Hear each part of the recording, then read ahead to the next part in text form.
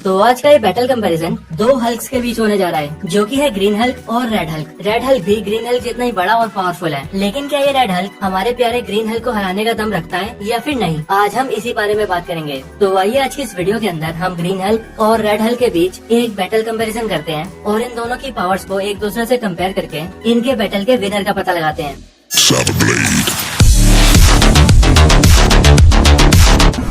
Origin and powers of green Hulk. तो green Hulk यानी कि डॉक्टर ब्रूस बैनर एक अमेरिकन साइंटिस्ट है जो कि न्यूक्लियर फिजिक्स और गामा रेडिएशन पर स्टडी करता है। और ऐसे ही एक बार जब Bruce banner super soldier serum पर काम कर रहा होता है, तब उसमें बीटा रेस को यूज करने की बजाय वो गामा रेस को यूज कर लेता है, जिसके बाद ब्रूस बैनर उस गामा रेस से एक्सपोज हो जाता है और फिर वो एक मॉन्स्टर में ट्रांसफॉर्म हो जाता है, जिसे नाम दिया जाता है हल्क। ग्रीन हल्क या यूं का हल्क ब्रूस बैनर के अंदर रहने वाली एक अलग पर्सनैलिटी है जो कि बहुत ज्यादा पावरफुल है। और जब भी ब्रूस बैनर के इमोशंस आउट ऑफ कंट्रोल हो जाते हैं, तब ये पर्सनैलिटी बाहर आती है और ब्रूस बैनर हल्क में ट्रांसफॉर्म हो जाता है। और इसीलिए ब्रूस बैनर अपनी ह्यूमन फॉर्म में तो बहुत कमजोर है, लेकिन एक बार हल्क बनने के बाद उसकी पावर्स की कोई लिमिट नहीं रह जाती। ग्रीन हल्क की पावर्स की बात की जाए तो ग्रीन हल्क की कुछ बेसिक पावर्स हैं: unlimited super human strength, durability, advance speed और स्टेमिना, रीजनरेटिव हीलिंग फैक्टर और सुपर जंप। ग्रीन हल्क का फिजिकल स्ट्रेंथ इतना ज्यादा है कि वो अपने स्ट्रेंथ के दम पर कई हजारों लाखों टन जितना वेट भी बड़े आराम से उठा सकता है। ग्रीन हल्क के आगे चाहे कुछ भी आ जाए, वो उस चीज को अपने एक ही पंच से तोड़ सकता है। सीक्रेट वॉर्स के इवेंट्स के दौरान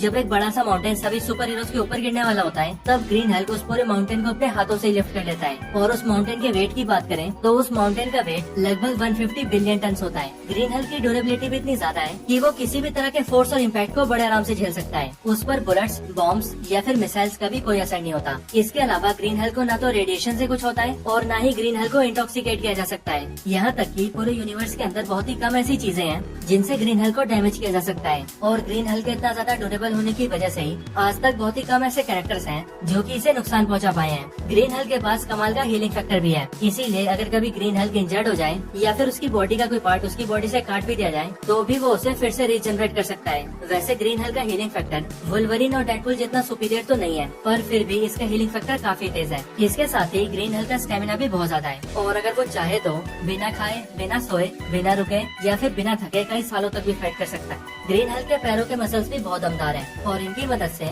ग्रीन हल्क बहुत लंबी जंप्स कर सकता है और बहुत दूर के फासलों को भी बड़ी जल्दी कवर कर सकता है। और अपनी इन्हीं पावर्स के दम पर ग्रीन हल्क दार्थिंग को हरा चुका है, अपने बेटे स्कार को हरा चुका है, जगरनॉट को बहुत बुरी तरह से पीट चुका है और सेंट्री से फाइट करके उसे भी बराबरी की टक्कर दे चुका है। तो यही सारी ग्रीन हल्क की पावर्स थी। अब ग्रीन हल्क की पावर्स के बारे में जानने के बाद आइए रेड हल्क की पावर्स की बात करते हैं। Origin and powers of red Hulk. तो रेड हल्क मार्वल का एक पॉपुलर हल्क है जो कि सबसे पहले अपीयर हुआ था साल 2008 में आई हल्क वॉल्यूम 3 इशू 1 के अंदर। रेड हल्क एक्चुअली में जनरल थंडरबोल्ट रॉस है, जो कि सिर्फ इसीलिए हल्क बनता है ताकि वो ग्रीन हल्क को जान से मार सके। थंडरबोल्ट रॉस ग्रीन हल्क से बहुत नफरत करता है और हमेशा ही उसे पकड़कर मारने की कोशिश करता है, लेकिन जब वो ऐसा करने में हर बार फेल हो जाता है, तब अपने गुस्से के चलते वो मोडोक से हाथ मिला लेता है। मोडोक मार्वल का एक बहुत बड़ा विलन है जो कि जनरल थंडरबोल्ट रॉस की हेल्प करने के लिए हाँ बोल देता है, जिसके बाद मोडोक गामा रेज और कॉस्मिक रेज का यूज करके थंडरबोल्ट रॉस के ऊपर एक एक्सपेरिमेंट करता है और उसे भी एक हल्क बना देता है जिसका कलर पूरी तरह से रेड होता है और फिर इसके बाद ही वो कहलाता है रेड हल्क। अब बात करें रेड हल्क की पावर्स की, तो रेड हल्क की कुछ बेसिक पावर्स हैं: super human strength, durability, enhance speed, advance stamina, regenerative healing factor और सुपर जंप। रेड हल्क की पावर्स भी ग्रीन हल्क से बहुत सिमिलर है और ये भी ग्रीन हल्क के बराबर ही स्ट्रेंथ होल्ड करता है। रेड हल्क का स्ट्रेंथ इतना ज्यादा है कि वो एक बार थॉर से फाइट करके उसके हैमर को उठाकर उसी को पेल चुका है। और रेड हल्क थॉर के हैमर को इसीलिए उठा पाता है क्योंकि वो थॉर से फाइट करने के लिए उसे स्पेस में ले जाता है और स्पेस में ग्रेविटी न होने की वजह से रेड हल्क थॉर के हैमर को यूज कर पाता है। रेड हल्क एक बार द वॉचर से भी लड़ चुका है और वो अपने सिर्फ एक ही पंच में वॉचर को स्पेस में फेंक चुका है। रेड हल्क के ऊपर एक बार शी हल्क, स्पाइडर वुमन और बाकी के कई सारे सुपर हीरोज एक साथ अटैक कर देते हैं, लेकिन ये रेड हल्क अकेले ही उन सबको हरा देता है। इनके अलावा जैसे ग्रीन हल्क ने सेंट्री को टक्कर दी है, ठीक वैसे ही रेड हल्क भी सेंट्री से फाइट कर चुका है और उसे ये भी बराबरी की टक्कर दे चुका है। और एक बार तो ये सिल्वर सर्फर की रेडिएशन एनर्जी को ऑब्जॉर्ब करके उसका सर्फबोर्ड भी यूज कर चुका है। इन सब के अलावा रेड हल्क के पास एक और कमाल की एबिलिटी है और वो ये कि रेड हल्क अपनी आंखों से एनर्जी बीम भी फायर कर सकता है, जो कि ग्रीन हल्क नहीं कर सकता। और जिस तरह से ग्रीन हल्क लड़ते वक्त कभी नहीं थकता, वैसे ही रेड हल्क भी लड़ाई के दौरान कभी नहीं थकता है।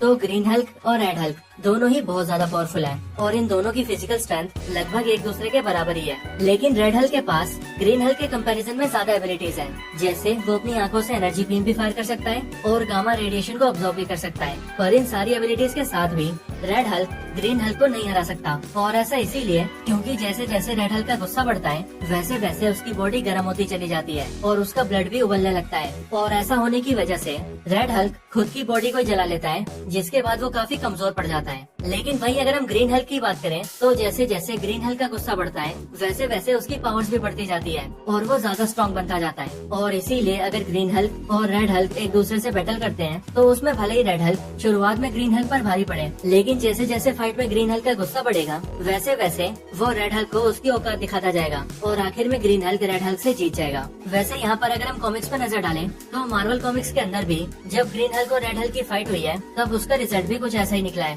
यानी कि पहले तो ग्रीन हल्क रेड हल्क से पिटा है और उसने रेड हल्क के गुस्से को बढ़ने दिया है ताकि रेड हल्क ज्यादा गुस्सा होकर खुद पे जला ले और इवेंचुअली कमजोर पड़ जाए। और फिर जैसे ही रेड हल्क कमजोर पड़ता है उसके बाद ग्रीन हल्क रेड हल्क को पीट पीट कर डिफीट कर देता है और उस बैटल को जीत जाता है। तो इसीलिए अब वीडियो के कंक्लूजन की बात करें तो इन सारे फैक्टर्स को देखने के बाद हम ये कह सकते हैं कि ग्रीन हल्क रेड हल्क को 1-on-1 बैटल के अंदर हरा सकता है, यानी कि ग्रीन हल्क विंस।